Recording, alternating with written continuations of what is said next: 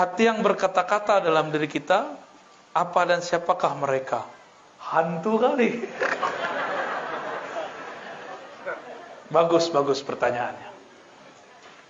Nafas yang menghirup, naik, keluar, turun. Ada yang nafasnya ke atas, maka disebut turun.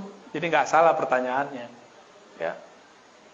Yang nafas itu betul paru-paru secara zahir, lewat hidung secara zahir. Tapi siapa yang membuat dia bisa ngembang, ngempis? Jantung berdenyut, memompahkan darah. Siapa yang gerakin? Saya debat panas selama dokter. Ibu-ibu, Bu, dok, itu yang gerakin jantung kamu siapa? Gerak motorik. Ya gerak motorik itu apa? Ya namanya gerak motorik. Ya berarti kamu taklid juga. Taklid kepada penemu istilah gerak motorik. Gerak motorik itu dalam bahasa kita disebut ruh. Apa sebutannya? Ruh. Getaran itulah yang kemudian membuat ada gerakan-gerakan di dalam tubuh ini. Kalau ruh ini Pak ditiup oleh Allah. Hembusannya, ruh itu hembusan Allah, bukan zat Allah ya. Jangan salah paham. Ada yang mursyid salah paham sama saya. Dikira ruh itu dia pakai ibarat rokok dipotong dua. Oh kamu meyakini ruh itu potong dua ya? Separuh Allah, separuh kamu. Loh itu dalil rokok, gak ada dalilnya. Kalau di Quran surat Sajadah, surat Shad, surah Al-Hijr, nafakhtu fihi min ruhi.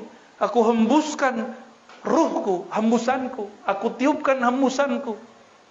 Bukan zatku.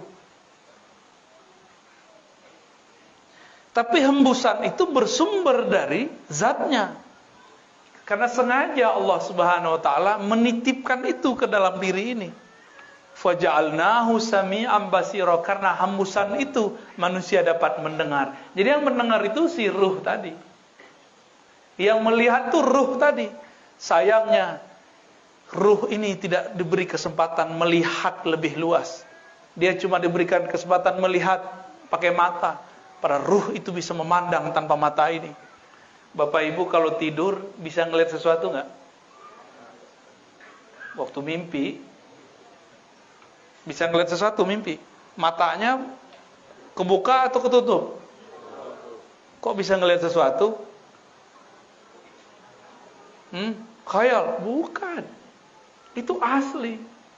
Bahwa kita punya alam lain di dalam diri kita ini. Kalau lagi dikejar anjing, si guguk dalam mimpi, lari nggak? Itu nyata berarti. Dalam mimpi, ditinggal kekasih. Nangis nggak? Maluluang. Bener nggak? Saya waktu kecil, saya mimpi mak saya meninggal. Tapi meninggalnya baru 2 tahunan sebelumnya. Kebetulan kita ada keluarga sebenarnya di sini, cuma nggak pernah ketemu ya. Insya Allah ketemu nanti, insya Allah. Itu ibu saya meninggal dalam mimpi, saya nangis. Bangun tidur saya lihat mak saya masih hidup. Lah, kok nyata di alam mimpi itu? Tapi kok pas bangun, Imam Ghazali kasih kaidah. Kalau orang masuk ke alam malakutnya, itu alam malakut namanya. Kalau enggak alam carut marut. Maka di saat itu dia memandang apa yang dia pandang di dalam itu zahir, nyata. Ketika dia bangun, maka dia menganggap yang di dalam tidur itu mimpi. Bagi kita yang di dalam mimpi, orang yang bangun sekarang itu nggak nyata. Pernah ini nggak kecekek nggak lagi tidur? Pernah? Padahal nggak ada yang nyekek kan? Bener? Kita panggil-panggil orang, dia jawab nggak? Tuh kenapa tuh? Kejadiannya nggak jelas. Bapak Ibu Saudara yang bukan Allah. Jadi berarti ada sesuatu selain tubuh ini. Tubuh ini hanyalah alat kendaraan, pesawat. Kalau kendaraan kita sudah rusak, nggak bisa dipakai, ya kita tinggalkan. Si kita itu akan pergi, namanya mati, meninggalkan tubuh ini. Jadi meninggal itu bagi ahlul haqiqah itu adalah kesempurnaan. Mati itu bagi orang yang cinta kepada Allah, rindu kepada Rasulullah adalah kesempurnaan. Tapi bagi orang yang tinggal di dunia itu adalah kekurangan, bala bencana. Ya, selamat jadi alien ya.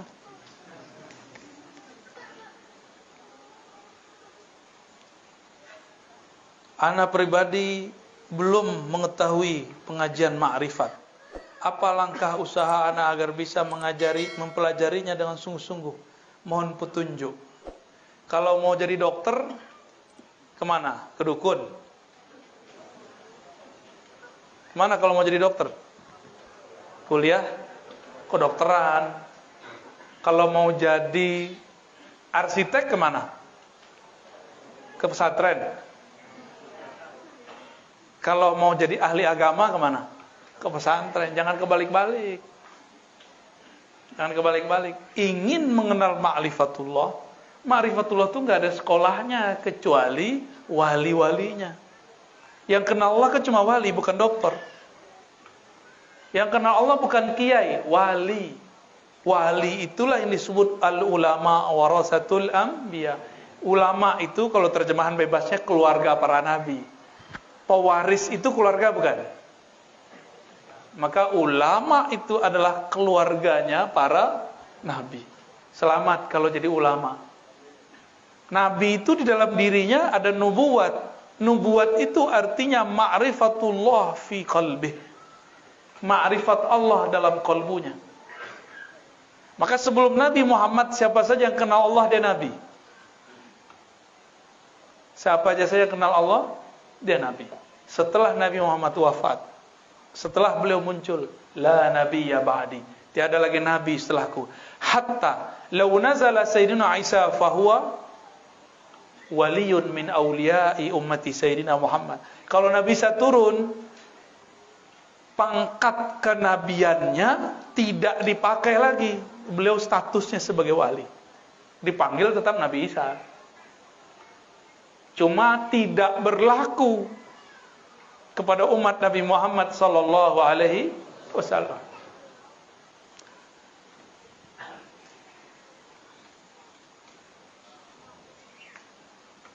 Amin doanya ya. Doanya saya enggak usah baca ya. Apa hukum ketika tahiyat akhir saat salam kita menundukkan kepala ke depan terlebih dahulu baru terus ke depan lagi? Itu gimana caranya itu? Lalu ke kiri. Apakah sah salat kita? Gimana caranya Pak Kiai? Nundukkan terus maksudnya apa itu? Nggak ngertian itu ya. Thariqah baru ya, mazhab baru, mazhab al-Batamiyah. Salat itu yang tenang. Jangan gerak-gerak aneh-aneh. Hatta gerak-gerak begini itu nggak usah. Tapi kalau di kolbunya bergetar, tangannya kemudian bergetar, boleh. Saya pernah mengalami itu. Di kolbu itu bergemuruh nama Allah. Tangannya begini terus. Itulah hadisnya. Nabi ketika saat tasyahud bergetar tangannya. Yuharrikuha. Tapi di hadis yang lain, la yuharrikuha, tidak menggerakkannya. Maka kita gabung hadisnya sama-sama riwayat Imam Nasai. Bergetar karena kolbunya bergetar. Diam karena kolbunya tenang. Itu ahwal, enggak dibuat-buat begini. Litordis syayatin, untuk ngusir setan. Lah itu malah ngundang setan. Coba antum kalau gini-gini, ada di samping mata ngelirik enggak? Pasti.